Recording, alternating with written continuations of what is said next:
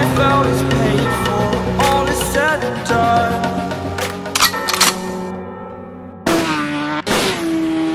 I am restricted, fixed upon the web. I need to kick the habit that my mind is breathing in. Break out, I've got to see. Evo jednostavnog vodiča bez bespotrebne priče o tome kako da izabereš svoj prvi motor.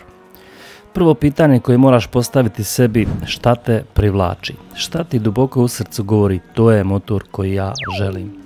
To je pitanje koje moraš sebi postaviti, jer možeš pretraživati internet i naći najbolji motor za početnike ili šta god, ali na kraju moraš uzeti u obzir koji tebi motor izgleda lijepo i koji motor tebi odgovara, jer to je razlog zašto voziš motore, jel tako? Moraš kupiti motor za kojeg ćeš reći da, taj motor je brutalan kada ga parkiraš i okreneš se za njim. Dakle, da li je to cruiser? Jesi li nekad gledao nekog opasnog lika kako se parkira ispred lokalnog kafića i pomislio da je to najbrutalnija stvar koju si ikad vidio?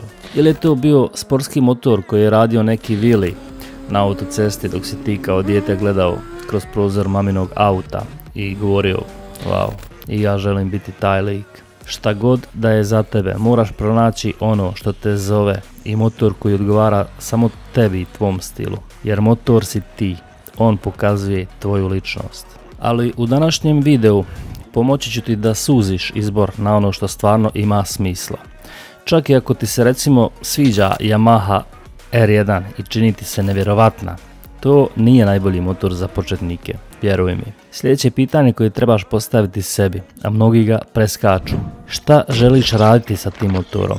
Hoćeš li da ti to bude zamjena za auto, svakodnevni prijevoz ili vikend igračka? Hoćeš li da ideš off-road?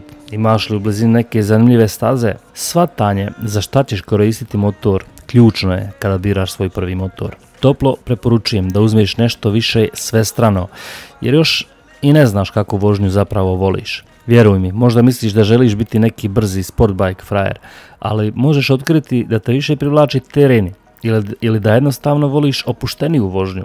A možda stvarno jesi taj sportbike lik koji želi ići do kraja i otkrivati svoje granice. I to je ok.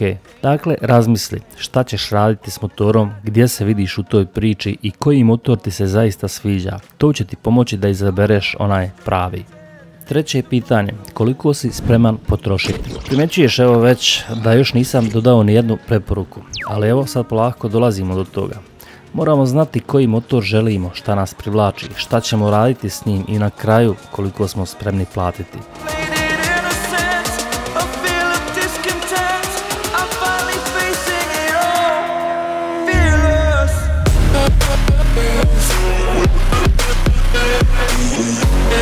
Postavljanje budžeta je presudno za izbor prvog motora, jer to određuje šta možeš kupiti.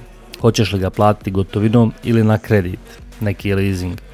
Ja toplo preporučujem gotovinu, jer 2025. je godina i kamate su jako visoke i nije baš pametno dizati kredit za igračku. Idealno je da imaš od 3 do 5.000 eura gotovine za dobar prvi motor. Recimo na Marketplacu ili nekim auto i moto sajtovima možeš naći dobre ponude i za 2.000-3.000 eura. Kupovina polovnog motora starog do 10 godina je odličan izbor. Traži nešto samo sa manjom kilometražom i bit ćeš spreman i jako zadovoljan. Također planiraj bar odvojiti od 300 do 800 eura za opremu. Znam da zvuči mnogo, ali vjeruj mi, ne želiš štedjeti na sigurnosti.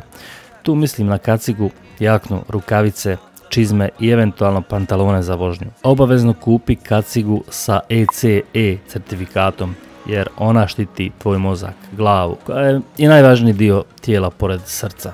Dakle, rukavice, čizme, jakna i dobra kaciga, to je minimum. Ne postoji jedno pravilo za najbolji početnički motor, ali evo nekoliko smjernica.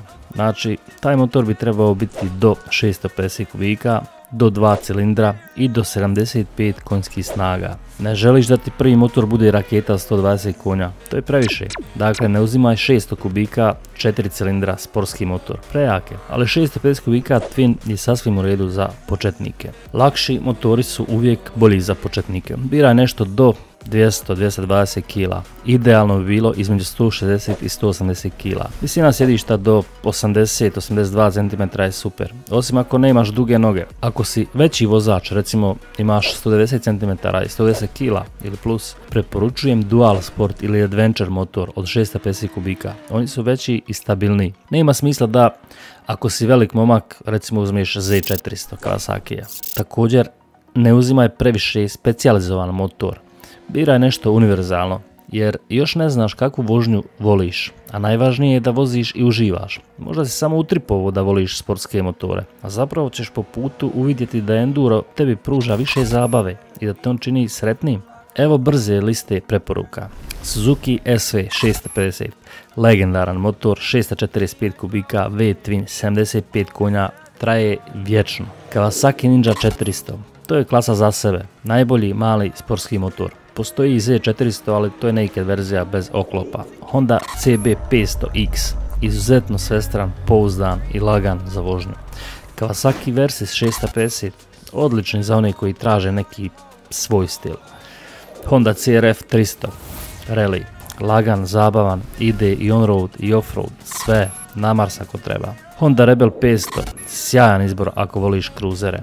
Dakle, glavna pravila, ispod 75 konja, ispod 220 kg i niska sjedišta.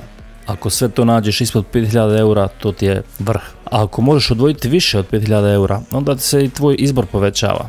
Dakle, 2 cilindra ili manje. Ako se držiš toga što smo naveli, naći ćeš savršen prvi motor. Uči osnovno održavanje, štedit ćeš pare i naučiti neke korisne vještine koje ćeš koristiti cijeli život. Motori su jednostavni za popravke, nema mnogo specijalnih nekih alata. Japanski motori uglavnom koriste imbus i 10-12 mm ključeve i to je to. Nabavi neki priručnik ili se pretplati na neke YouTube kanale koji objašnjavaju kako uraditi nešto sam. Uz malo strpljenja i moći ćeš raditi gotovo sve sam. Uglavnom drži se japanskih motora, jednostavni su, pouzdani i laki za razumjeti. Ne kupuj čudan evropski model kao prvi motor. Aprilia, Ducati, BMW. Vjeruj mi, nećeš uživati. I ne uzimaj projekt motore. Uzmi motor spreman za vožnju, da ne ostaneš pred puta tokom prvih vožnji. To je bilo sve za ovaj vodič za početnike, kako izabrati svoj prvi motor. Ako misliš da sam nešto propustio, molim te napiši u komentarima. Hvala ti što si gledao, vidimo se u nekom sljedećem videu. Sretno pri kupovini prvog motora.